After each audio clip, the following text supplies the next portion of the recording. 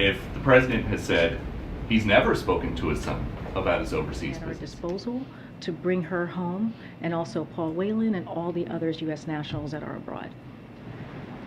Thanks, Karine. How did the president go from blaming high gas prices on Putin to big oil to small business owners now? Well, here's the thing about that, Peter, is when you look at, as of this morning, when you look at the crude oil, and when you look at wholesale oil prices as well, they've declined about 15%.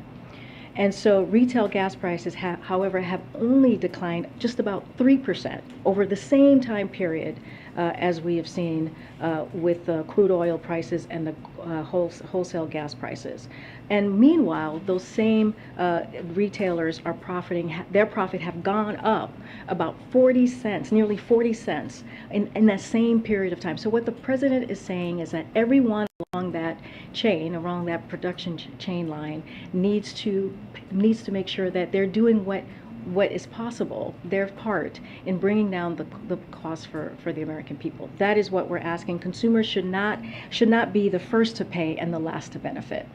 Jeff Bezos says the president's tweet about this is either straight ahead misdirection or a deep misunderstanding of basic market dynamics. Which is it? As you know, we completely disagree with Jeff Bezos. Look, we will continue to call on everyone along that distribution chain, as I just mentioned, from oil companies to refineries to distributors to retailers, to pass their lower cost through to consumers. That is what is important to make sure that we should not make, again, consumers pay first and get that relief last. Okay, and then on a different topic, why is there a voicemail of the president talking to his son about his overseas business dealings if the president has said he's never spoken to his son about his overseas business dealings?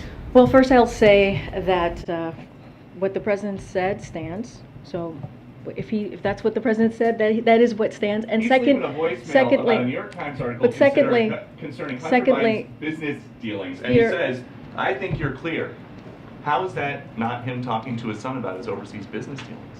We're not, from this podium, I am not going to talk about alleged materials from the laptop. So are you disputing the president's voice on the voicemail? I am not going to talk about alleged materials on the laptop. Are it's you not disputing happening. Then that it is not? Peter, I refer you to his son's representative.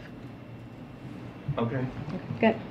Thanks, Karine. The president said the other day that he would meet with governors and then consider some more potential executive actions in response to Roe. So now that that meeting has happened, is there anything on the table that you are considering in terms of executive actions?